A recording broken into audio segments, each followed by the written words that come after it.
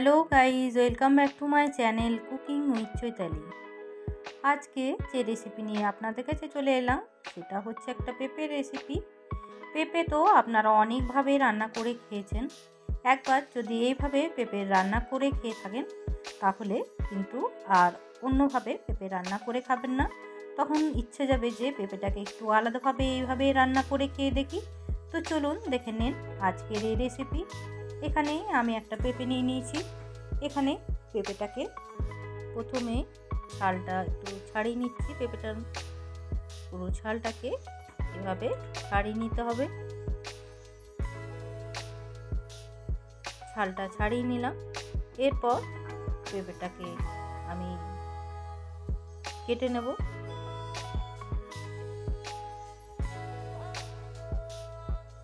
এইভাবে পেঁপেটাকে আমি কেটে নিচ্ছি। বীজগুলোকে বের করে নিতে হবে।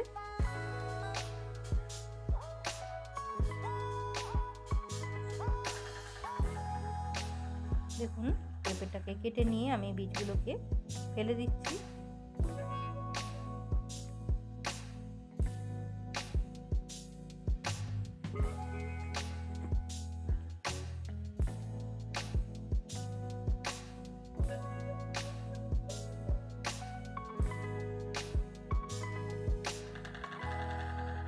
সব বীজগুলোকে পেঁপের থেকে বের করে নিলাম।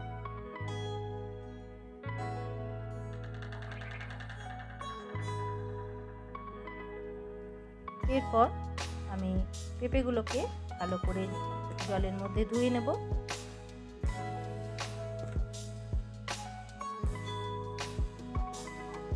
ভালো করে ধুয়ে নিয়ে আমি পেঁপেগুলোকে একটা বাটির মধ্যে তুলে নিচ্ছি।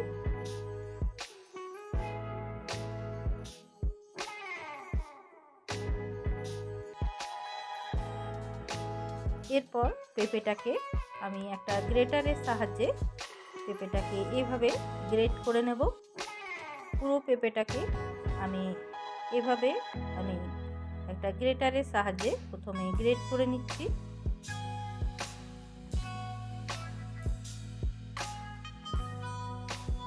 দেখুন এইভাবে পুরো পেঁপেটাকে আমি গ্রেট করে নিলাম।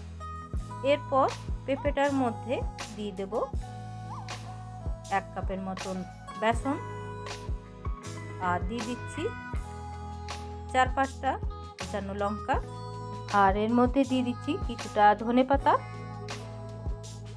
আর দিয়ে দিচ্ছি এর মধ্যে কিছুটা আদা গ্রেট করে দিচ্ছি 1/2 ইঞ্চির মতন।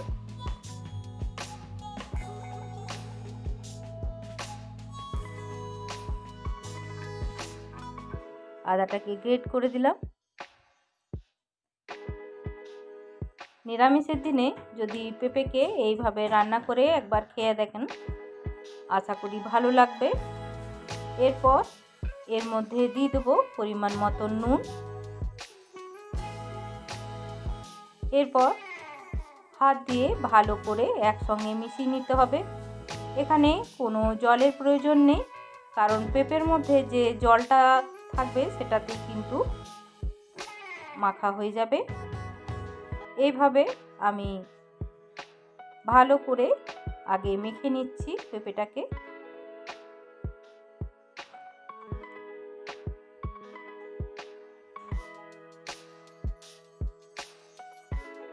দেখুন এইভাবে আমি প্রথমে মেখে নিলাম। আর পেঁপের মধ্যে নুন দেওয়াতে যে জলটা সেটাও বেরিয়ে যাবে, তার জন্য কিন্তু আর কোনো জল দেওয়ার প্রয়োজন নেই। দেখুন পুরো মাখা হয়ে গেছে। দেখুন অনেকটাই জল বেরিয়ে পুরো মাখা হয়ে গেছে পেঁপেটা।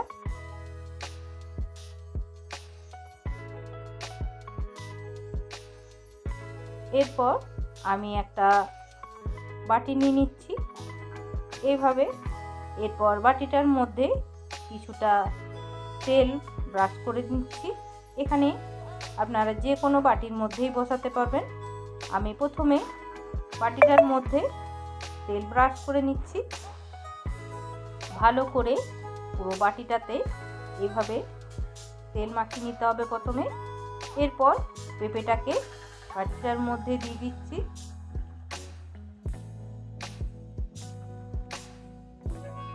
পুরো পেঁপেটাকেই আমি দিয়ে দিলাম। এরপর বাটিটার মধ্যে এইভাবে হাত দিয়ে আমি সেট করে নিচ্ছি,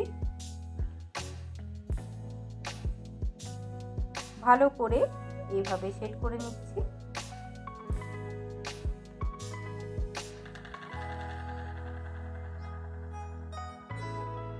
দেখুন এইভাবে আমি একটু চেপে চেপে বসিয়ে দিলাম।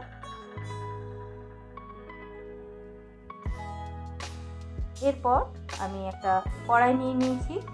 কড়াইয়ের মধ্যে আমি 1 কাপের মতন জল দিয়ে দেবো। তার আগে আমি একটা স্ট্যান্ড দিয়ে দিলাম। এরপর 1 কাপের মতন আমি জল দিয়ে দিচ্ছি। এরপর আমি যে বাটিটায় পেঁপেটাকে দিয়েছিলাম এটাকে কিছুক্ষণ স্টিমে একটু ভাপিয়ে নেব। 6-7 মিনিট ভাপিয়ে নিলেই হবে। ঢাকা দিয়ে কিছুক্ষণ আমি ভাপিয়ে নেব।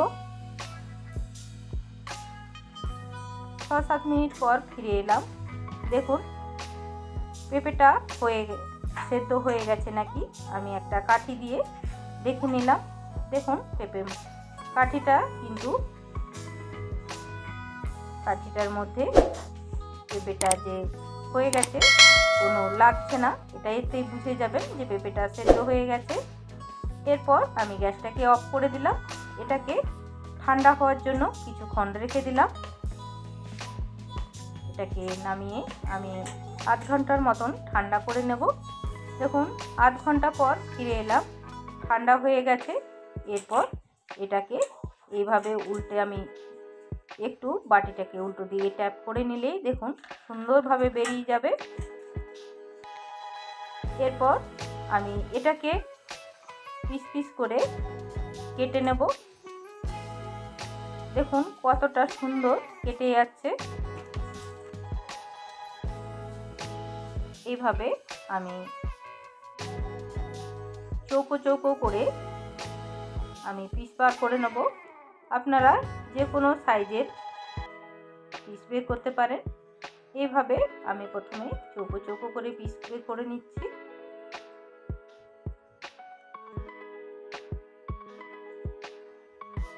সাইজটা আপনাদের ইচ্ছা অনুযায়ী করে নেবেন, ছোট বড় হিসাবে।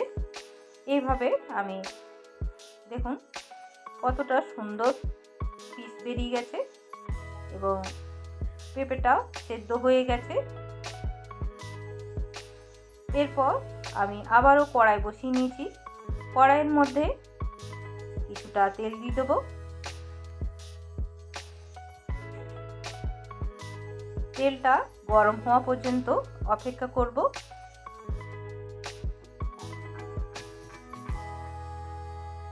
দেখুন তেলটা গরম হয়ে এসছে। এরপর এই তেলের মধ্যে একটা একটা করে যে পিসগুলো বেরিয়েছে সেগুলোকে আমি তেলের মধ্যে দিয়ে দিচ্ছি।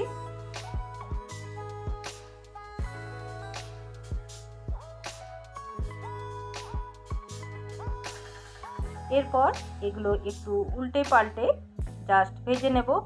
খুব ডিপ ফ্রাই করার প্রয়োজন নেই, জাস্ট একটু উল্টে পাল্টে ভেজে নিলেই হবে।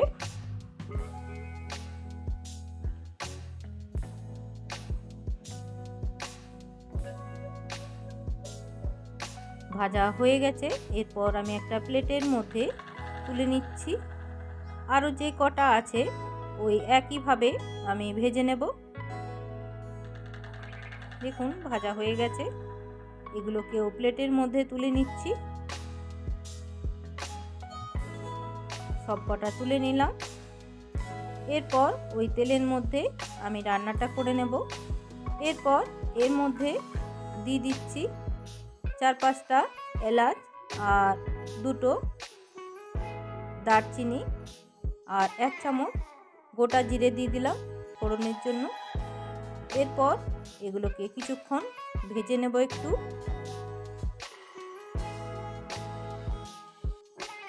এরপর এর মধ্যে দিয়ে দিচ্ছি 1/2 চামচ হিংটা দিয়ে আর একটু ভেজে নিলাম।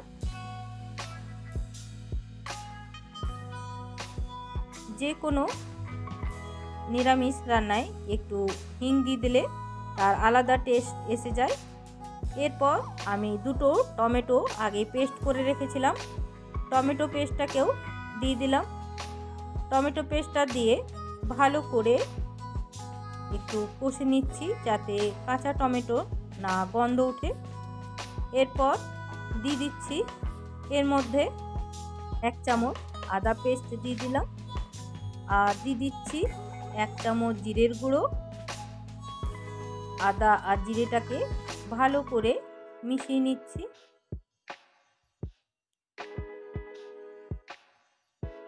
কম আঁচে এই মশলাটাকে ভালো করে কষে নিতে হবে। এরপর এর মধ্যে দিয়ে দিচ্ছি 1 চামচ হলুদের গুঁড়ো আর 1 চামচ লঙ্কার গুঁড়ো, আর পরিমাণ মতন নুন দিয়ে দিচ্ছি। এরপর আবারও ভালো করে মশলাটাকে একসঙ্গে মিশিয়ে নিয়ে কিছুক্ষণ কষে নিতে হবে। আমি অল্প পরিমাণে জল দিয়ে মশলাটাকে এরপর ভালো করে কষে নেব, যতক্ষণ না কাঁচা মশলার গন্ধটা চলে যায় ততক্ষণ কিন্তু মশলাটাকে ভালো করে কষে নিতে হবে। যতক্ষণ না মশলার থেকে তেল ছেড়ে আসছে ততক্ষণ কিন্তু এইভাবে মশলাটাকে আমি কষে নেব।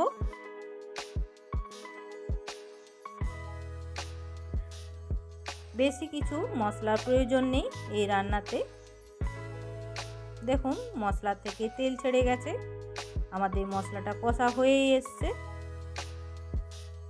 এরপর এর মধ্যে দিয়ে দিচ্ছি 1 চামচ চিনি। চিনিটা অপশনাল, যদি আপনারা চিনিটা না দিতে চান তাহলে স্কিপ করে নেবেন।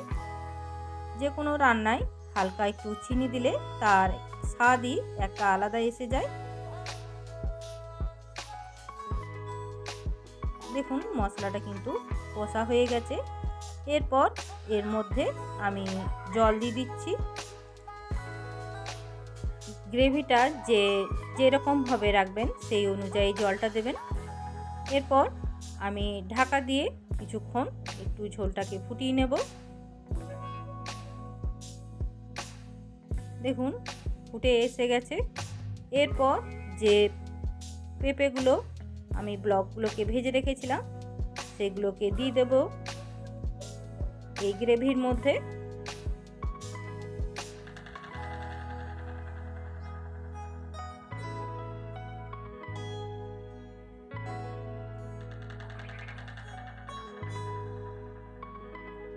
এরপর সবগুলোকে একসঙ্গে দিয়ে দিচ্ছি। পেঁপেটাকে দিয়ে বেশিক্ষণ ফোটানোর প্রয়োজন নেই, 2-1 মিনিট ফুটিয়ে নিলেই কিন্তু আমাদের রান্নাটা রেডি হয়ে যাবে।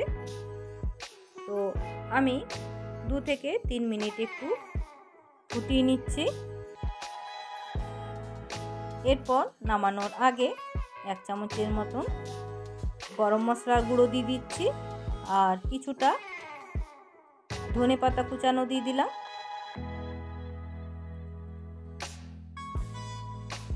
এরপর আমি গ্যাসটাকে অফ করে দেব। আজকে আমাদের এই পেঁপের রেসিপি রেডি হয়ে গেছে। এটা আপনারা রুটি, পরোটা, লুচি বা ভাত যে কোনো সঙ্গে গরম গরম খেতে পারেন। নিরামিষের দিনে অতি অবশ্যই একবার বাড়িতে বানিয়ে এই রেসিপি দেখবেন, খেয়ে যে আশা করি ভালোই লাগবে। তো আজকের এই আমার রেসিপি আপনাদের কেমন লাগলো আপনারা জানাবেন। এরপর আমি একটা পাত্রের মধ্যে নিয়ে নিচ্ছি। দেখুন কতটা সুন্দর এবং কালারফুল হয়, এবং দেখতে যেমন হয় তেমনি খেতেও কিন্তু দারুণ হয়। এই রেসিপি আপনারা তো অনেকভাবেই পেঁপে রান্না করে খেয়ে দেখেছেন। এই রেসিপি একবার বাড়িতে বানিয়ে অতি অবশ্যই খেয়ে আমাকে কমেন্ট বক্সে জানাবেন যে আজকের এই রেসিপি আপনাদের কেমন লাগলো। আমাকে কমেন্ট বক্সে অতি অবশ্যই জানাবেন। আর নতুন বন্ধুদের কাছে আমার অনুরোধ রইল আমার চ্যানেলকে সাবস্ক্রাইব, লাইক এবং কমেন্ট এবং আরও শেয়ার করা। আর পুরনো বন্ধুরা আগামী দিনের মতন আমার সঙ্গে এইভাবে এগিয়ে চলুন। আরও নতুন নতুন রান্না দেখার জন্য। আর আপনারা কী ধরনের রান্না দেখতে চান কমেন্ট বক্সে অতি অবশ্যই লিখে পাঠান। সুস্থ থাকবেন, ভালো থাকবেন, নমস্কার।